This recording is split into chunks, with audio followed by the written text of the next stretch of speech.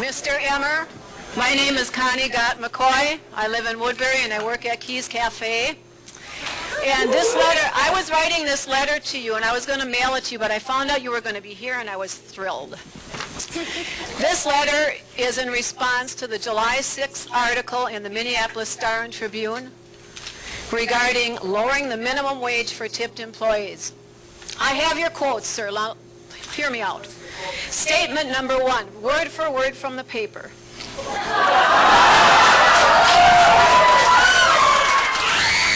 Let me speak. The prohibition of a tip credit unfairly burdens restaurants and small business owners and makes prices higher for consumers. There are many factors, sir. There are many factors that go into higher prices for consumers. Rising food costs, the cost of new menus, advertising costs for the restaurants, to name a few.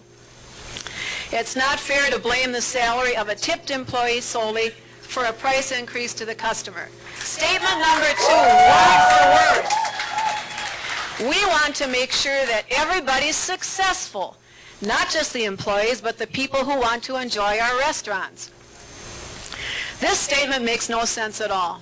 First, you say you want to lower the minimum wage for tipped employees, which would definitely lower their chances for financial survival and success. Then, in the next breath, you say you want to make sure the employees are successful. Which is it? This is such a contradictory statement. How can you say you want to make sure everybody's successful, and then you say you want to reduce the much-needed salary of tip workers? And what on earth does the term successful customer mean? Successful at what? We're talking about people going out to eat, not on a gigantic business venture that they're working on. Do you think because employees make X number of dollars in minimum wage, the customer will enjoy their meal any less? Yes. You know, take it from me. My customers do not come in to discuss my salary. They come in for our delicious food and great service. And they don't tip any less because of my wages either, sir. Our wages are a much-needed supplement to our tipping income. Every day is different in the tipping world.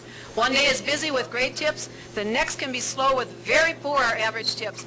No 2 days are ever the same, and you can't count on a guaranteed income. 2 more things. Statement number 3, word for word. Our menu prices are comparable to California and New York. We have some of the highest prices in the country. How often do you eat in California and New York, sir? And by the way, it shouldn't matter when or where you eat, because you get financial aid, let's call it, for your meals and travel paid for by the state. Yeah. Which, the last time I checked, is from me, the minimum wage tipped employee. So where do you get off complaining about the price of your meals when you eat basically free? I work damn hard for my money, Mr. Emmer. I'm sorry. I'm sorry. I'm sorry. I'm sorry. No, Buzzer Gal. She's timing everyone, ma'am. No, she is not. She's timing everyone. No, she's not. Let her finish. I was going to push the more 2 for 1 at the bar, but maybe I shouldn't at this point. I think I saw a hand over here. Say, Connie, you've absolutely, if you want to say it, put me in my place if that's what I said. All right. So let's get a couple of things straight. I never said cut your wages. If Connie, let me just do this again. Just because it's written in the paper. All right, the headline said Emmer proposes cutting minimum wage. I'm going to tell you right now, that is totally false. The statements that you read, let's go through them real quick, all right?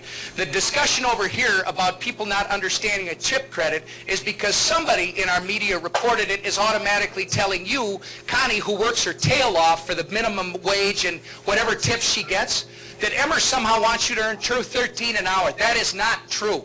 That is absolutely false, Connie. That is not what I said, and I'm going to tell you this. If you'll allow me to do this, okay? And by the way, Keys Restaurant is fabulous. So here it is. The idea is, if you can draw more customers, and I'm sorry, but one thing I do have to correct.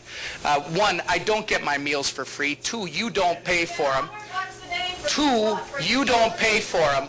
And if you want to come in and sit down with me, we can talk about that. I tell you what, Yeah, and so do I. I'm also raising a family of 7 and working my tail off outside of the legislature. Okay? Connie, you and I have some things. You and I have some